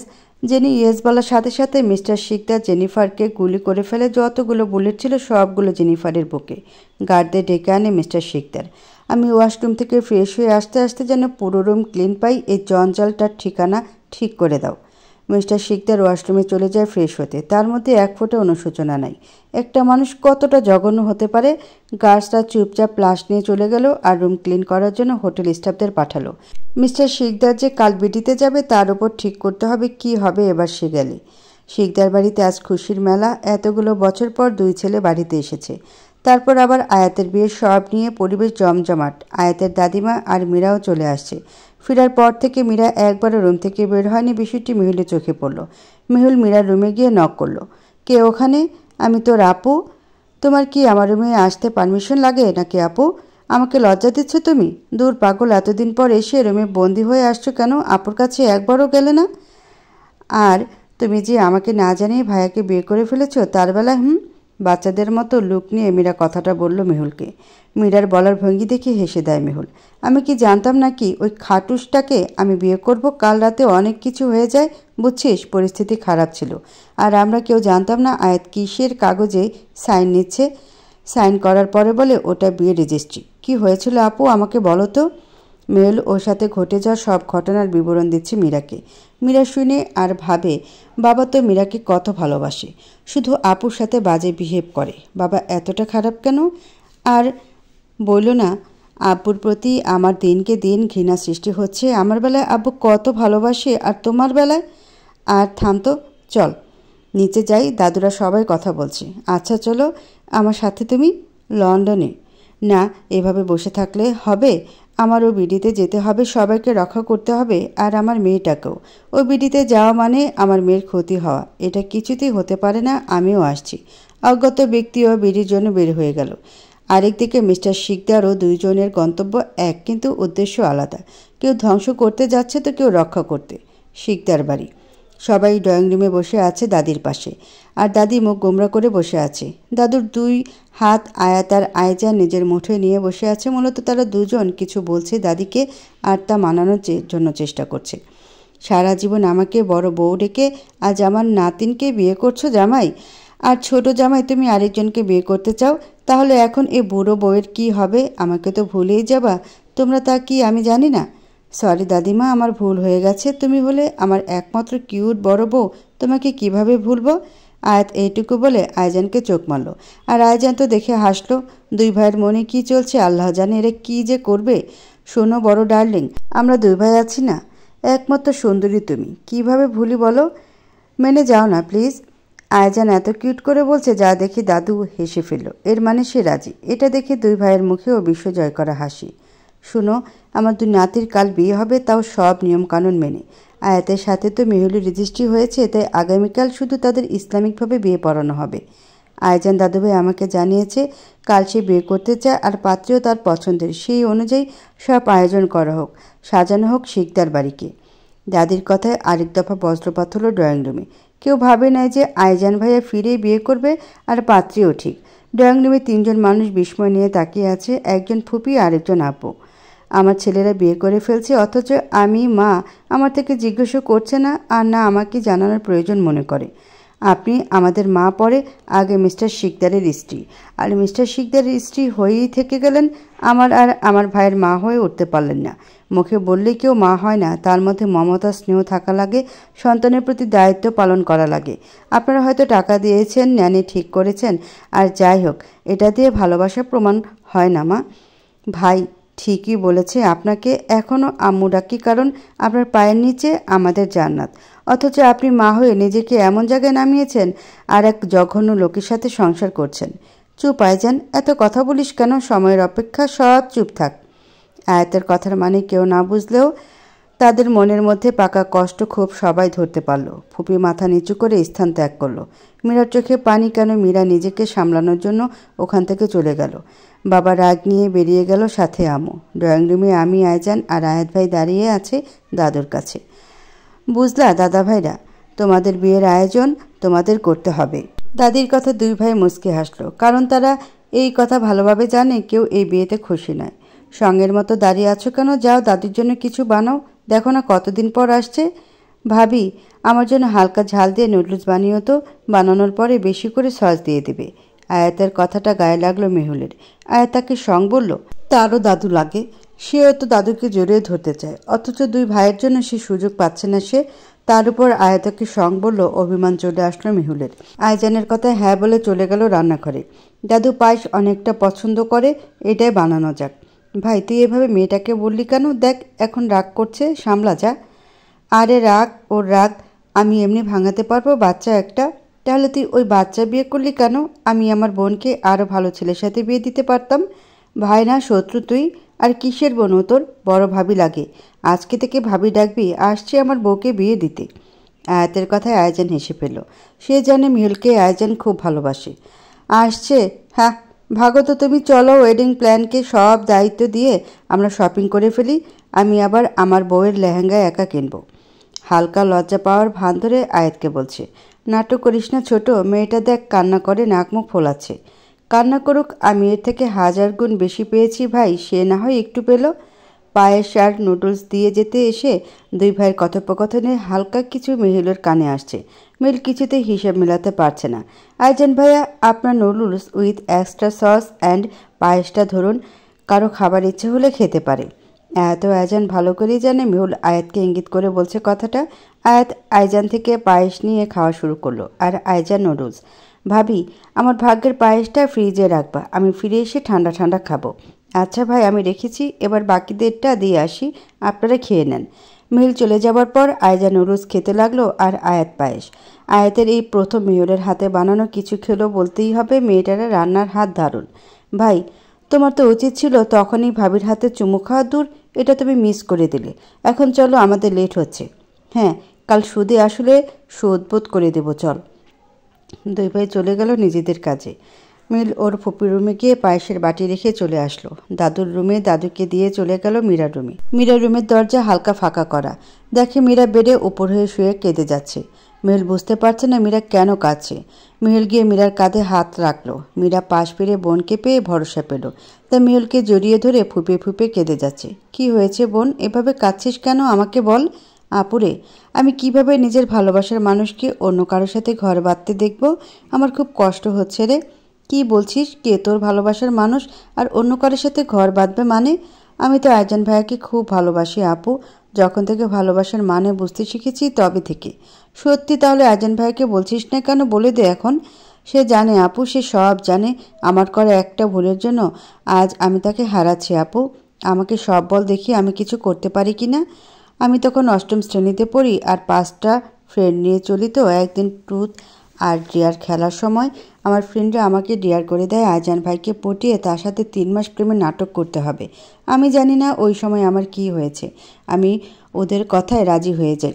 বাজিটা জিতা আমার কাছে প্রাধান্য পায়। এরপর আমি নানান উপায় শুধু আয়জান ভাইয়ের আশেপাশে ঘুরঘুর করতাম, তার সাথে নানান দুষ্টামি করতাম। এমনভাবে কেটে যায় 1 মাস। ওইদিকে ওরাও তাড়া দিতে থাকে। একদিন আমি ছুরি নিয়ে হাতে একটা কার্ড দিয়ে বলি, হয়তো আমাকে ভালোবাসবে, না হয় আমি তখন হাত কেটে ফেলবো। বিশ্বাস কর আপু, আমি ধীরে ধীরে নাটক করতে করতে কখন যে তাকে ভালোবেসে ফেলি তা আমি জানি না। আমার এক ফ্রেন্ড ছিল প্রিয়া, সে আয়জান ভাইকে পছন্দ করত। একদিন সে আয়জান ভাইকে ডেকে সব বলে দেয়। আর ভাইয়া আমার উপর রাগ করে আমাকে অনেক কথা শোনায় আর বাড়ি ছেড়ে চলে যায়। আমি বুঝতেই পারি নাই কি থেকে কি হয়ে গেল, আর না তাকে বোঝাতে পারলাম এই ছোট বাচ্চা মেয়েটা যে তাকে খুব ভালোবাসে। মীরার কথা শুনে স্তব্ধ হয়ে যায় মেহুল। সে থাকাকালীন এত ঘটনা ঘটেছে আর সে খবরই পায় নাই তার বোন এগুলো করছে। তুই একদম ঠিক করিসনি মীরা, ভালোবাসা খেলনা না। আমি আর আয়াত একে অপরকে ভালোবেসেও দূরে ছিলাম। আমরা বাধ্য হয়েছিলাম, পরিস্থিতি খুব খারাপ ছিল। ভালোবাসা নিয়ে বাজি হয় না, আর যেটা নিয়ে বাজি খেলা হয় তা কিন্তু কখনোই ভালোবাসা না। আমরা যাকে ভালোবাসি আমরা তাকে নিয়ে বাজি কখনোই ধরতে পারবো না। আমি জানি তো আপু, আমি অনেক বড় ভুল করে ফেলেছি। আমি তো মাপ চাওয়ার সুযোগও পেলাম না। সে তো আমার দিকে ফিরেও তাকায় না আপু। আয়াত আসুক, আমি তার সাথে কথা বলবো। জানি না কি হয়, এনে খেয়ে নে তুই। মেহুল মীরার রুম থেকে বের হয়ে গেল। সে তো মীরাকে বলল সে দেখবে আসলে কি আয়াত তার কথা বুঝবে বা আয়জান। ভালোবাসার মানুষগুলোকে না পাওয়ার অনেক যন্ত্রণা। ছোট বোনটা কি এই যন্ত্রণা নিয়ে সারা জীবন পার করতে হবে? মেহুল রুমে গিয়ে গোসল করে শুয়ে পড়ল। এত স্ট্রেস আর নেওয়া পসিবল না। যাই হোক, আয়াত আসুক, দেখা যাবে কি হয়। দুই ভাই কাজ শেষ করে আসলো সেই সন্ধ্যায়। 2 হাত ভরা তাদের বিয়ের মার্কেট। আয়জান আয়াতকে দিয়ে সব বুঝিয়ে দেয়। আজ রাতে মেহেদি পরাবে, হলুদ হোক তা আয়াত চায় না। আয়াত এসব রিচুয়াল একদম পছন্দ করে না। রুমে গিয়ে দেখে পুরো রুম অন্ধকার করে শুয়ে আছে মেহুল। ধীর পায়ে এগিয়ে গেল মেহুলের কাছে। হালকা ধাক্কা দিয়ে মেহুলকে ডাক দিল আয়াত। আয়াতের ডাকে চোখ খুলে তাকায় মেহুল। আপনি আসলেন কখন আর কয়টা বাজে? এই মাত্র আসলাম, এখন 7টা বাজে। তুমি কখন ঘুমিয়েছ? আমি তো 11টার কাছাকাছি ঘুমিয়েছি। আল্লাহ, এতক্ষণ ঘুমালাম, কেউ আমাকে ডাকলো না। আর কেই বা ডাকবে? তার মানে তুমি এখনও খাও নাই? ফ্রেশ হয়ে নিচে গিয়ে বসো। আমি আসছি ফ্রেশ হয়ে। আপনি আসেন, একসাথেই যাই, আপনিও তো টায়ার্ড। আয়ান কাবার থেকে নিজে জামা কাপড় নিয়ে গোসল করতে চলে যায়। মেহুল বিছানা থেকে সব শপিং ব্যাগ নিয়ে সোফায় রেখে বিছানা পরিষ্কার করে নেয়। এর মধ্যে আয়াত চলে আসি। দুইজন নিচে নামে আয়জানকে ডেকে খাবার খেয়ে নেয়। খাবার খাওয়ার পর বলল আয়াত, যাও মীরাকে ডেকে নিয়ে আসো, ছাদে যাব আমরা। আয়জান ভাইয়া প্লিজ, আপনি একটু যাবেন, নিয়ে আসবেন ওকে। আমার একটু কথা ছিল আপনার ভাইয়ের সাথে। ঠিক আছে ভাবি, আমি যাচ্ছি। আয়াত আর মেহুল ছাদের দিকে যেতে যেতে কথা বলছে। সে কথা আর আমাদের শুনে লাভ নেই। আয়জান মীরার রুমের দরজা হালকা উকি দিয়ে দেখে মীরা কান্না করছে আর টিস্যু দিয়ে চোখ মুছছিল। আয়জানের হাসি পেলে এতদিন সে একা কষ্ট পাইছে, এখন মেয়েটি একটু পাক, কাল না হয় সারপ্রাইজ দেব। আসতে পারি মিস মীরা আপনার রুমে? ভালোবাসার মানুষের গলার আওয়াজ পেয়ে কিছুক্ষণ ড্যাব ড্যাব করে তাকিয়েছিল আয়জানের দিকে মীরা। তারপর নিজেকে সামলে নিয়ে বলল, হ্যাঁ আসুন। কবে থেকে আপনি আমার রুমে আসার পারমিশন নিয়ে আসেন আয়জান? ভুল হলো আপনার, মীরা আইজানের পর ভাইয়া লাগাতে ভুলে গেছেন। আর আপনার রুমে আসতে হলে পারমিশন নেওয়া লাগবেই। আর যা বলতে আসছিলাম, ভাবি আপনাকে ছাদে নিয়ে যেতে বলছে, চলেন। মীরা আইজানের সাথে ছাদে গিয়ে দেখে আয়াত আর মেহুল মাদুর পেতে বসে আছে আর সামনে মেহেন্দি। আইজান গিয়ে আয়াতের পাশে বসলো আর মীরা মেহুলের কাছে বসলো। মেহুল আইজানের হাতে মেহেন্দি দিয়ে কিছু লিখে দিল, যা দেখে আইজান মুচকি হাসলো আর মেহুলও। কি ব্যাপার দেবর ভাবি, কি লিখে হাসাহাসি করছো? আমাকে একটু বলো, আমিও একটু দেখি। আমার হবু বউয়ের নাম লিখেছি ভাবি। আমার ভাবিটা সত্যি কিউট। মীরা অবাক হয়ে সব দেখছে, তার কান্না পাচ্ছে, অথচ সে নিজেকে সামলে নিল। মেহুল অনেক অজুহাতে মীরাকে মেহেদি পরিয়ে দিল আর আয়াত মেহুলকে এরপর যে যার রুমে ঘুমাতে চলে গেল। কাল সবার জীবন নতুন মোড় নিবে, কি হবে কেউ জানে না, অথচ তাদের কল্পনার বাইরে থাকবে সব কিছু। সকাল হতে বিয়ের তোড়জোড় খুব সুন্দরভাবে সম্পন্ন হয়েছে। অনিচ্ছাকৃতভাবে মেহুলের বাবাও বিয়ের সব কাজে যোগ দিচ্ছে। মেহুলের মাকে খুব খুশি দেখা যাচ্ছে, শুধু হাসি নেই ফুপির মুখে।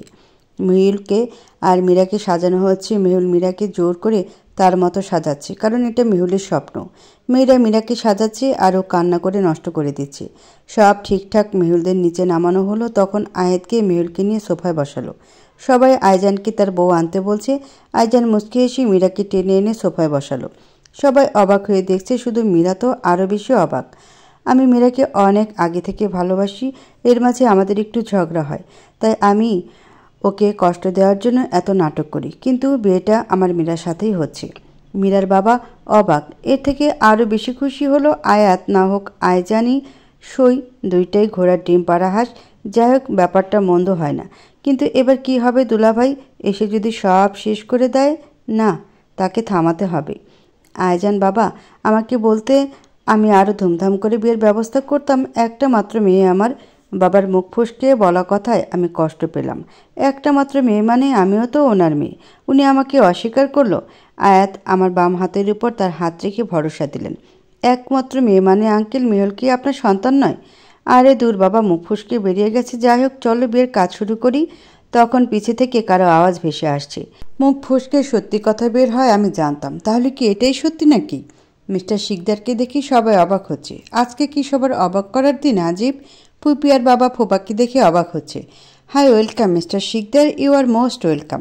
তুমি আমাকে ওয়েলকাম না করলেও আসতাম, কারণ এই শিকদার বাড়ি আমার, আর আমার সন্তান দেখি তোমরা এখানে।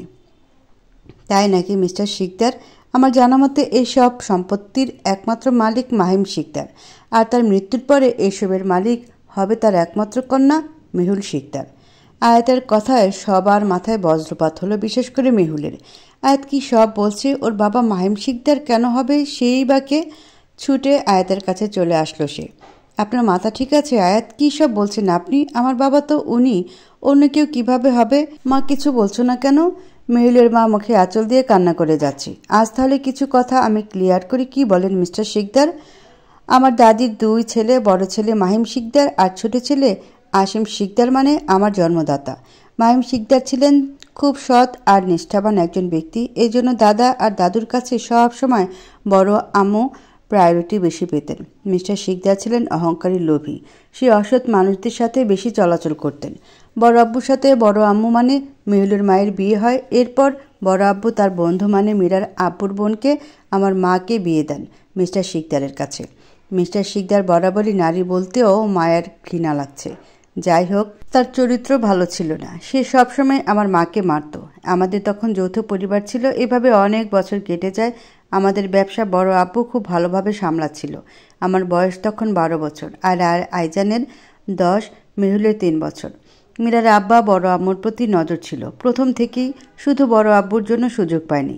একদিন মিস্টার শিকদার মেহুলকে ছাদের কিনারে একদম রেখে এসে বড় আব্বুকে মিথ্যে বলে পাঠায়। যখন বড় আব্বু ছাদের কিনারে গিয়ে দাঁড়ায়, পিছ থেকে মিস্টার শিকদার ধাক্কা মেরে ফেলে দেয় বড় আব্বুকে, আর তাই দেখে ফেলে মীরার আব্বু। যখন সবাই খবর পায় তখন ছুটে চলে যায় ওখানে, আর দোষ পরে মেহুলকে আনতে গিয়েছিল। আচমকা মেহুলে পড়ে যেতে নিলে ওকে বাঁচাতে গিয়ে বড় আব্বু পড়ে যায়। 3 বছরের বাচ্চার উপর এমন ঘৃণ আচরণ, সবাই দোষ দিয়ে দেয় মেহুলকে। সে অলক্ষী উপাধি পায়। বড় আব্বুকে হাসপাতালে নিয়ে যাওয়া হয়, কিন্তু বাঁচানো সম্ভব হয়নি, যদিও ডাক্তার তা বলছেন। বড় আব্বুকে হারানোর পর সবাই এই ছোট মেয়েটাকে অবহেলা করতে শুরু করে, বিশেষ করে বড় আম্মু। মেহুলকে 2 চোখে দেখতে পারতেন না। এর কিছুদিন পর মিস্টার শিকদার আম্মুর ব্রেন ওয়াশ করে তার ভাইয়ের সাথে বড় আম্মুর বিয়ে দিয়ে দেন। মেহুলের উছিলা সে বাবা পাবে, অথচ মেয়েটাকে কেউ দেখতে পারত না। দাদু আর আমি যতটুকু পারতাম ওকে আগলে রাখতাম। তার বছর খানেক পরে মীরা হয়। আমি কি ভুল কিছু বলছি মামা আর মিস্টার শিকদার? আয়াত এত কিছু কিভাবে জানলো? ঘামছে বাবা আর মিস্টার শিকদার একদম স্বাভাবিক আছে। আয়াতের মুখে এসব শুনে মেহুল এক ঘোরের মধ্যে আছে। যাকে বাবা জানতো সে তার বাবা না, আর যে তার বাবা তাকে তারই চাচা মেরে ফেলছে। ফ্লোরের উপর বসে পড়ে সে, ফুপু মুখে আঁচল দিয়ে কান্না করছে, আর মা ফেলফেল করে তাকিয়ে আছে। তার বিশ্বাস হচ্ছে না এত কিছু। আরও বাকি আছে মিস্টার শিকদার, আপনার পাপের বোঝা তো বেড়েই চলেছে দিনকে দিন, তাই নয় কি? এরপর যখন জানলেন আমি মেহুলকে ভালোবাসি, তখন আবার আপনার ষড়যন্ত্র শুরু হলো। এক মেয়েকে দিয়ে মেহুলকে আমার নামে ভুল বুঝিয়ে আমাদের আলাদা করে দিলেন। আমি রাগে দেশ ছাড়লাম আর আমার মাকে দিয়ে মেয়েটার উপর অত্যাচার শুরু করলেন। আর মা যার সম্পত্তির উপর আয়েশ করে খেলে তাকে কাজের মেয়ে বানিয়ে কিভাবে এত অত্যাচার করলে? আমার মা বাবা কেন এতটা ঘৃণিত? আয়াতের চোখের কোণে পানি চিকচিক করছে। ছেলেদের শক্ত থাকতে হয়, তাই হয়তো সে এত শক্ত। আমাকে কে শাস্তি দিবে? তুমি আয়াত পারবে? হ্যাঁ, সবাই ভিতরে আসো তো তাড়াতাড়ি। মিস্টার শিকদারের এক ডাকে অনেক মানুষ চলে আসলো, সবার হাতে পিস্তল। আয়াত আমাকে উঠিয়ে আমার চোখের পানি মুছে দিচ্ছিল। মিস্টার শিকদার কাউকে বুঝে উঠতে দেওয়ার আগে আমার দিকে গুলি ছুড়লেন। আম্মু আমাকে ধাক্কা দিয়ে সরিয়ে দেওয়ার ফলে পরপর 3টা গুলি আম্মুর বুকে এসে লাগলো। আম্মু ধীরে ধীরে মাটিতে লুটিয়ে পড়ল। আয়জান এসে মিস্টার শিকদারের হাত থেকে পিস্তল কেড়ে নিল, আর আয়জানের ইশারায় সব গার্ড মিস্টার শিকদার আর বাবার দিকে বন্দুক তাক করলো। এবার মিস্টার শিকদার ভয় পাচ্ছে। আয়াত নিজের পকেট থেকে পিস্তল বের করে পাল্টা গুলি ছুড়ল। আয়াতের গুলিতে নিস্তেজ হয়ে রইল মিস্টার শিকদার। গুলিটা একদম মাথার মধ্যে লেগেছে। পরিবেশ থমথমে হয়ে আছে। মীরা আমাকে চেপে ধরে কাঁদছে।